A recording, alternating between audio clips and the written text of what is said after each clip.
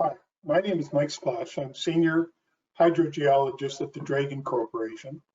Dragon is an environmental consulting firm with offices in the United States and Canada. What you see on the screen now is a list of webinars that we anticipated in our series on understanding groundwater contamination. The yellow ones are ones we've already done, and today's is on modeling is in blue.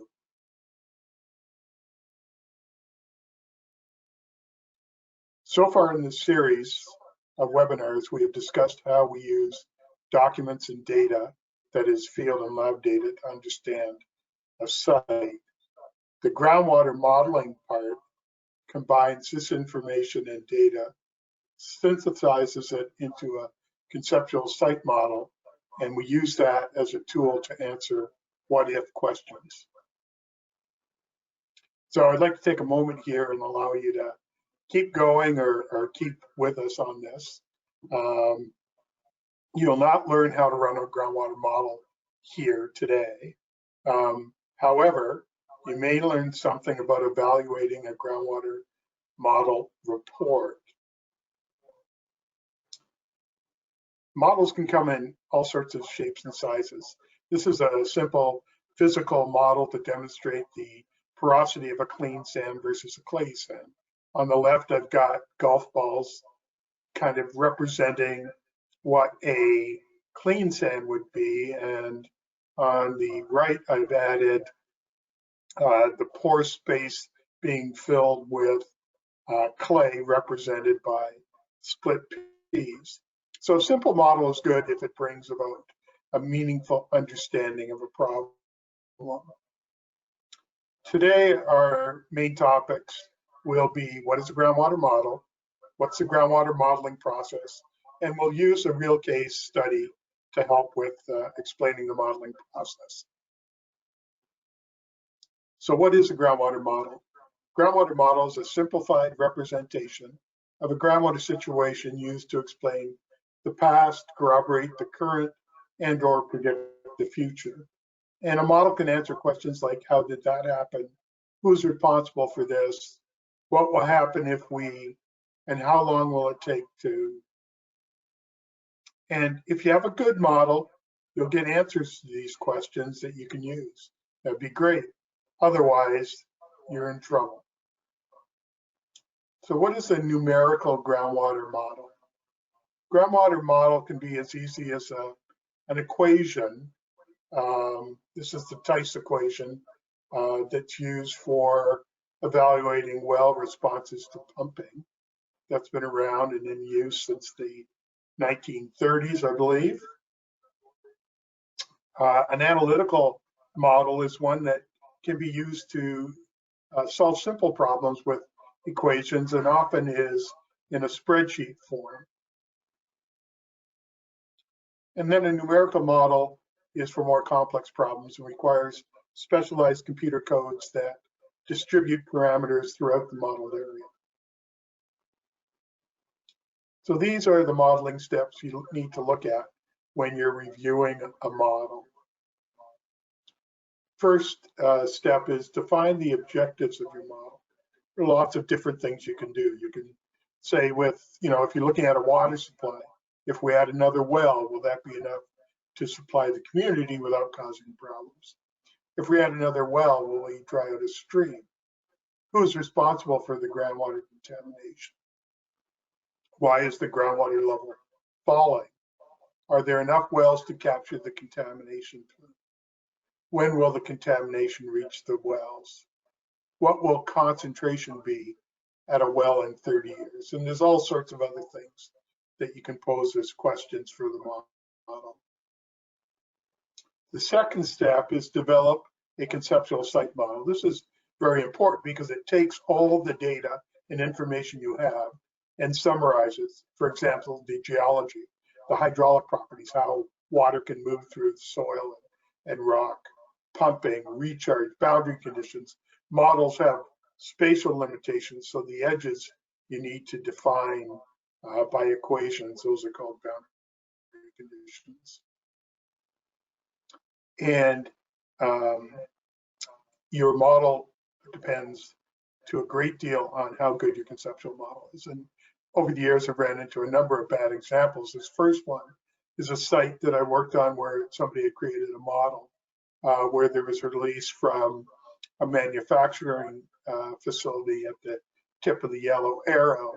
And that was a TCE release, and the groundwater is flowing from bottom to top, and they wanted to evaluate how to clean the site up. Well, they used a one factor input in the model of recharge, which is precipitation, some factor of precipitation, and they used a snowfall equivalent, or they did not use a snowfall equivalent for snowfall. That means they were off by about 10 times, and that affects all the other parameters in your model. So that didn't work out too well. This next one is another one. Well, really the first project I worked on as a consultant. There are 2 landfills at the tips of the arrows here.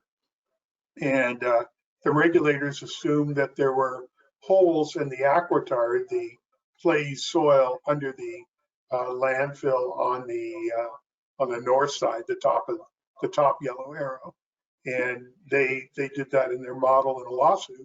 And there was no field data to support that. And we actually went out and showed that to them.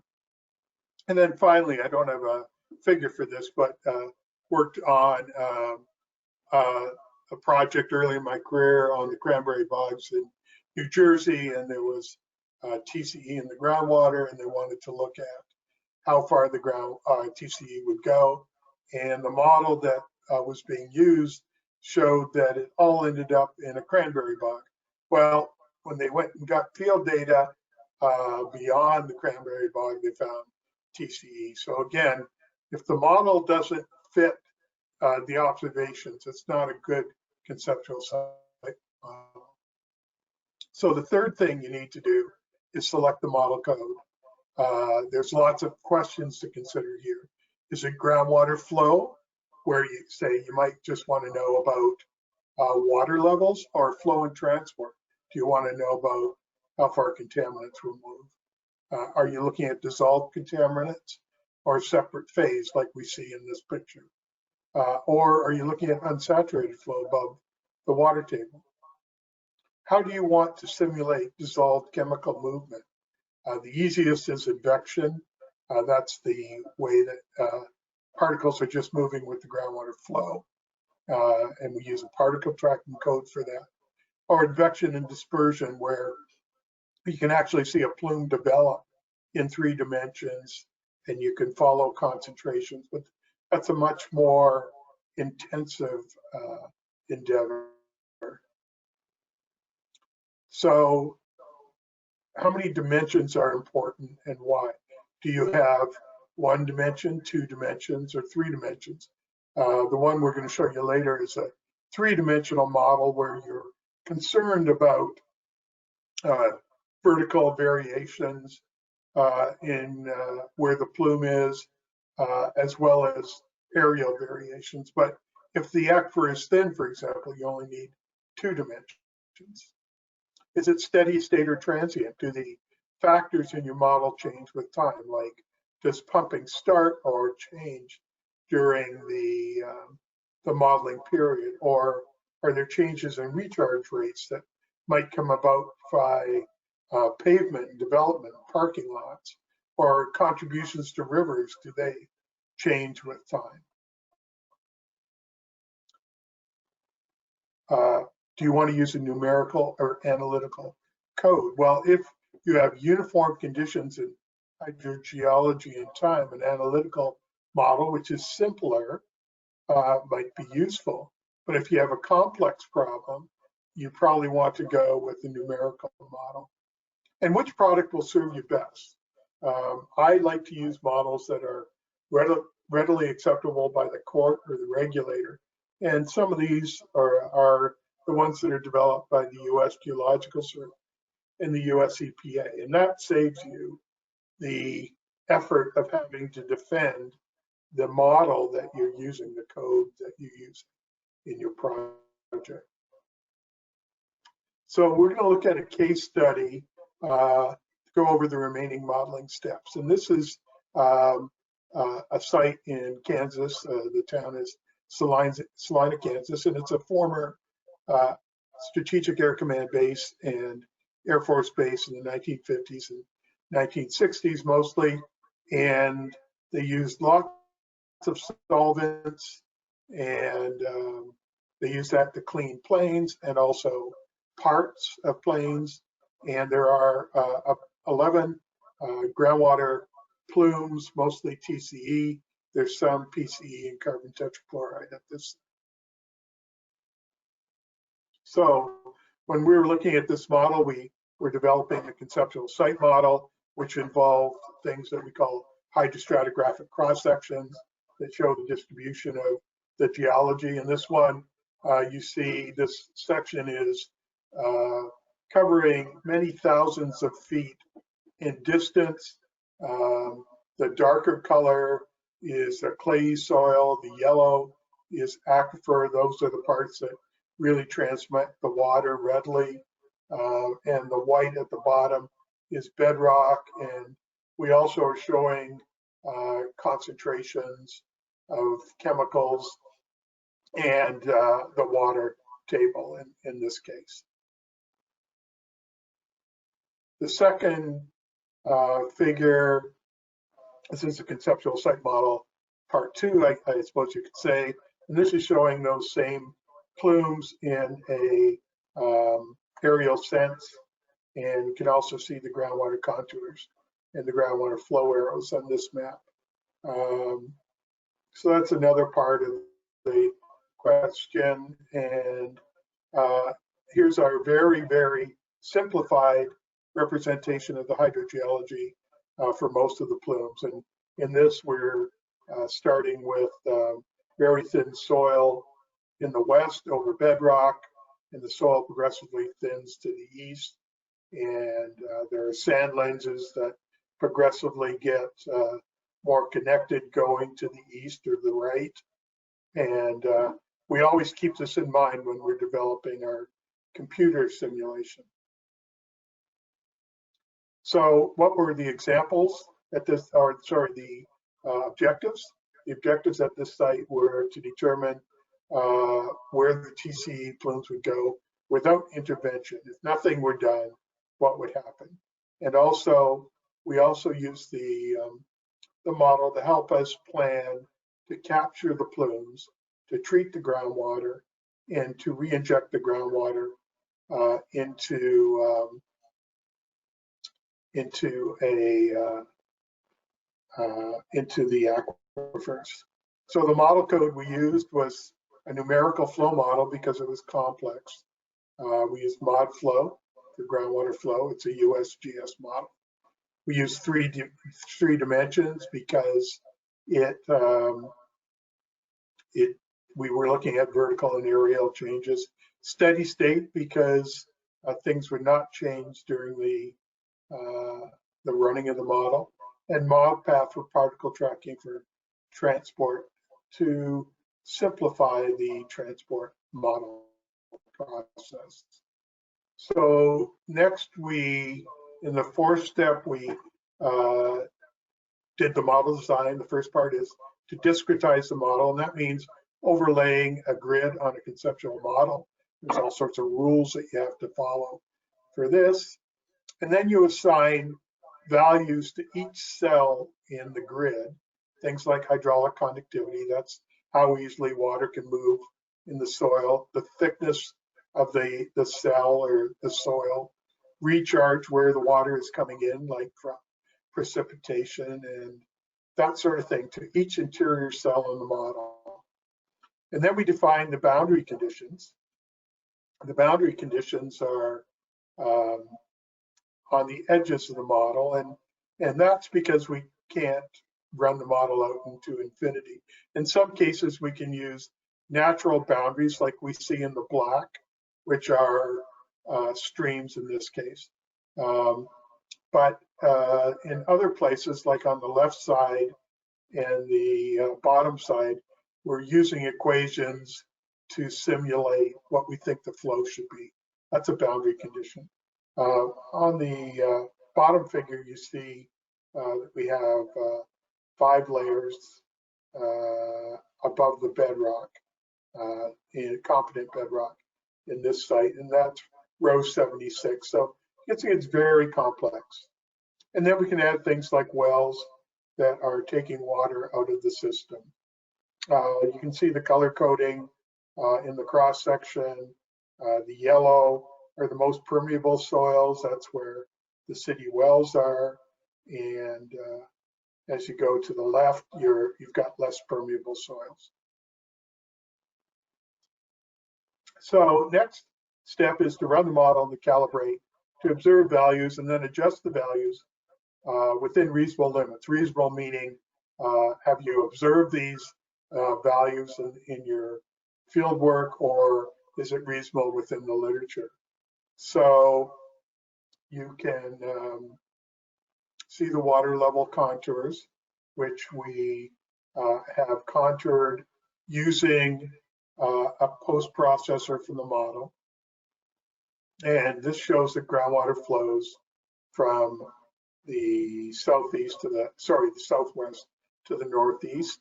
We've also superimposed the observed plumes on here in the goldy yellow color, and that allows us to determine if we make sense with our groundwater flow.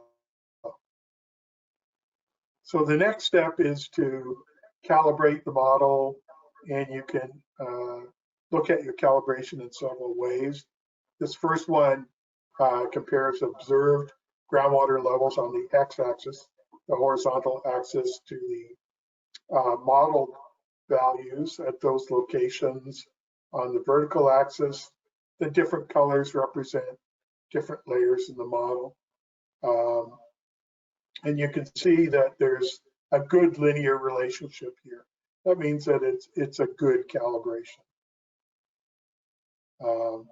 What's considered a good calibration or acceptable? Well, this is a good indication. However, there are other measures of good calibration. Do you see any systematics in the deviations from the straight line relationship? And what you want to do is look to see if wells of a certain depth aren't represented properly, or wells in a certain area aren't represented properly. And that really is something that you should address in your model. Another thing that you can look at for calibration are the locations, values, contour shapes, and contour spacings. The contour spacings relate to the hydraulic gradient, and that relates to transport rates. So what we see in this slide on the left is the modeled contours, and on the right you see the observed contours. Again, we've got the plume superimposed on this, and you can see there's a pretty good match. The modeled contours cover a larger area than are observed because the model went beyond the area that we were had our observation wells. Okay. And another way to calibrate is to generate plumes with your groundwater flow model. And we did this using ModPath with particle tracking from the known source areas, knowing the approximate release dates, and then we compared that to the observed plumes. So the little red lines show portions of the plumes. Not all of them were perfect, but most of them were pretty good. And you can use what's called a retardation factor to simulate behavior of chemicals that tend to be slowed, like TCE, other organic chemicals, relative to the groundwater velocity. That's a subject for another webinar. So then next step is to conduct a sensitivity analysis. In this, we look at how sensitive is the model to specific input parameters. So we evaluate how the model results change if the input parameters are adjusted within a reasonable range. So we compare the outputs after changing one or more parameters at a time. And why does this makes sense. Why do we do sensitivity analysis? Well, getting data everywhere is really, it's not feasible. Getting field data is expensive. So you're looking at variations between your points. Second thing is that field data measurements are not always exactly representative of the field. That that you may be off in terms of a vertical sense or lateral sense from some permeable zone. And then some parameters in the model are from approximations from lab data or assumed from the literature. So it makes perfect sense to use your model and adjust the parameters to try to fit to the observed data. And this is what the output might look like. Here we're looking at altering the hydraulic conductivity or permeability from the calibrated model and how that affects a statistical measurement of calibration. So the permeability of 1 is the tip of the blue arrow. That's our calibrated model. And then on the y-axis, we've got a measure of statistical calibration when we increase the hydraulic conductivity of the various layers. Each one of those lines represents an area in the model. And if we decrease the hydraulic conductivity by a factor, that's what we get. So that's sensitivity analysis. So let's look at application. This is a mod flow analysis, which addresses the question of what if the plumes are allowed to migrate to the city wells from where they are now. So what you see here is using mod path to follow the plumes. Those are the red lines that go off to the top right, which are the city wells that are the city water supply wells. And the diagram on the right is just taking one of the plumes that kind of overlap the other one. So we just wanted to look at that separately. And then another application is in our remediation design. We use the model to help us plan what we call directed groundwater remediation of dissolved plumes. So you can see plume D and plume C. These are two of the highest concentration plumes that need to be dealt with. The red dots are extraction wells that we propose that contain the plume, meaning they won't let it go further. And then they extract or obtain the impacted groundwater. That impacted groundwater is remediated above ground, and we also add amendments to it. That's the plan.